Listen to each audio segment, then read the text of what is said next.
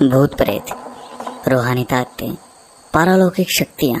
और आपके मस्तिष्क में भी इन चीज़ों के बारे में बार बार ख्याल आते हैं, तो आज मैं आपको कई सौ सालों से एक किले में दफन एक ऐसी पारलौकिक शक्ति के बारे में बताने जा रहा हूँ, जिसके बारे में सुनकर आपके रोंगटे खड़े हो जाएंगे। आप सोचने पर मजबूर हो जाएंगे कि क्या वाकई में ऐसा कुछ भी हो सकता है। और इस वीडियो के आखिर में मैं आपको एक ऐसे जाने माने व्यक्ति के बारे में बताऊंगा जिसकी मौत का कारण इन्हीं बुरी शक्तियों को माना गया है। आप वीडियो को आखिर तक जरूर वीडियो को लाइक और चैनल को सब्सक्राइब करने के साथ कमेंट बॉक्स में अपने गाँव या शहर का नाम जरूर लिखते जाइएगा।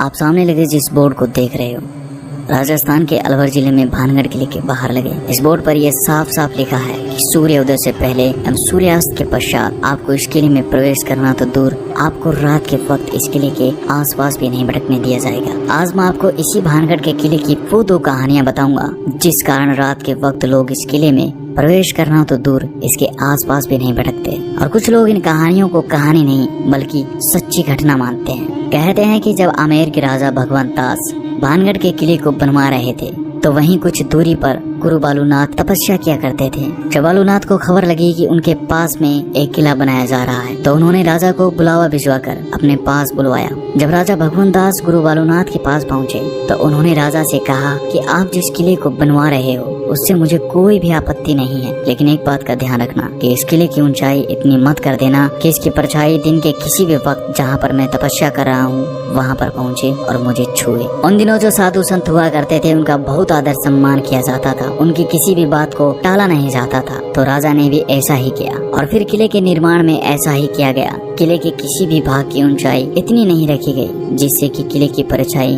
गुरु तक पहुंच सके। इस बात का ख्याल अगली 2 पीढ़ियों तक तो रखा गया, लेकिन उसके बाद जब तीसरी पीढ़ी ने भानगढ़ की गद्दी संभाली तो उन्होंने इस बात को गंभीर न लेते हुए गुरु बालूनाथ की चेतावनी को अनसुना कर दिया और उन्होंने कुछ स्थानों का पुनः निर्माण करवा के किले को और ऊंचा करवा दिया।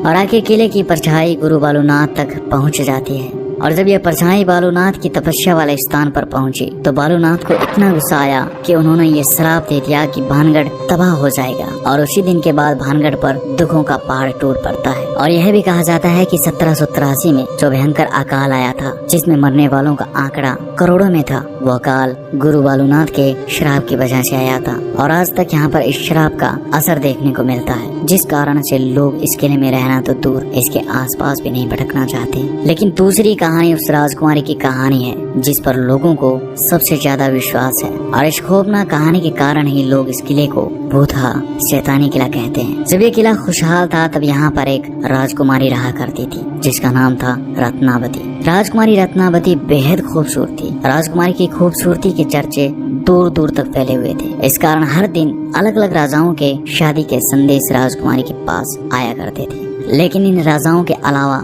एक और शख्स था जिसकी नजर थी राजकुमारी रत्नावती पर। उसका नाम था सिंधिया, जो एक तांत्रिक था। एक दिन जब सिंधिया तांत्रिक ने राजकुमारी को देखा तब से सिंधिया तांत्रिक राजकुमारी के लिए पागल सा हो जाता है। सिंधिया तांत्रिक राजकुमारी को पाना चाहता था, लेकिन सिंधिया तांत्रिक जानता था कि वो सीधे तरीके से राजकुमारी को नहीं पा सकता था, क्योंकि कहाँ शमशान में रहने वाला सिंधिया और कहाँ महलों में रहने वाली राजकुमारी रत्नावती। तो सिंधिया तांत्रिक ने राजकुमारी को पाने के लिए एक ऐसा तरीका अपनाया जिसने उस क्षेत्र का नाश कर दिया। भानगढ़ के इस किले में उन दिनों बाजार लगता था। तो एक दिन राजकुमारी की दासी इसी बाजार में राजकुमारी के लिए तेल लेने आई। बस सिंधिया तांत्रिक को इसी दिन का इंतजार था। जब वह दासी तेल खरीद कर वापस जाने लगी तो तांत्रिक ने उसे रोक लिया। सिंधिया तंत्र विद्या में इतना माहिर था कि उसने उस तेल पर वशीकरण का मंत्र फूंक दिया ताकि वो राजकुमारी को पा सके। दासी तेल लेकर राजकुमारी के पास पहुंच जाती है, लेकिन राजकुमारी भी इस विद्या का ज्ञान रखती थी। उसने जैसे ही तेल को देखा वैसे ही उसे शक हो गया कि इस पर किसी ने तंत्र मंत्र किया है। फिर राजकुमारी ने अपनी दासी से पूछा कि तुम्हें बाजार में कौन मिला था। तब दासी ने बताया कि उसे सिंधिया तांत्रिक मिला था। तब सिंधिया तांत्रिक नाम सुनते ही रानी को सब कुछ समझ में आ जाता है। उसे समझ आ गया था कि मामला क्या है। राजकुमारी ने वो शीशी किले के ऊपर पड़े बड़े पत्थर पर दे मारी और सारा तेल उस पत्थर पर बिखर गया। ये कहा जाता है कि तांत्रिक ने उस तेल पर ऐसा जादू किया जिससे अगर कोई उस तेल को लगाता तो वह उसके वश में हो जाता और खुद ब खुद उसके पास आ जाता।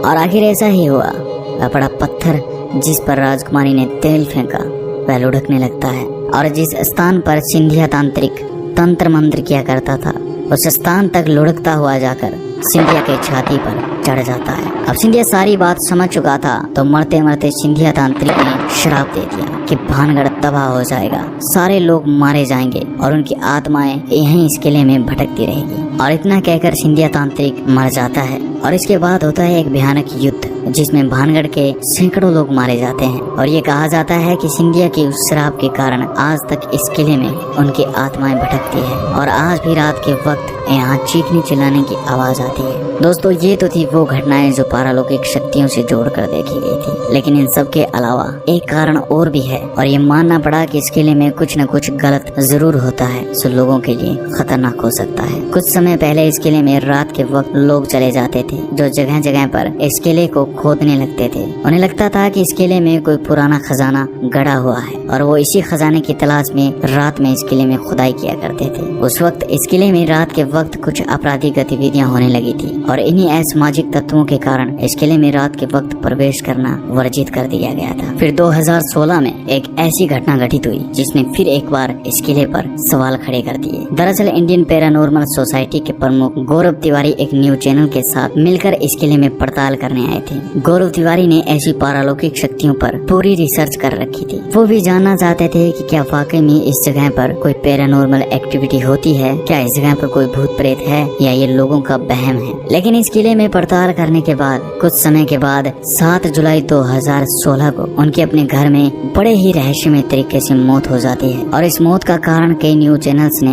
इन्हीं शैतानी ताकतों को माना। तो दोस्तों, ये थी इस भूतहा किले की कहानियाँ। मैं इस वीडियो में बताई गई कहानियों की सत्यता का प्रमाण तो नहीं देता, लेकिन कुछ न कुछ तो रहस्य जरूर है जिस कारण भारत सरकार को भी इस किले के बाहर ये बोर्ड लगाना पड़ा। वीडियो को लाइक और चैनल को सब्सक्राइब करने के साथ कमेंट बॉक्स में जरूर बताइए आपको ये वीडियो कैसा लगा। मिलता हूँ अगली एक नई वीडियो के साथ, तब तक के लिए अपना ख्याल रखिएगा। धन्यवाद।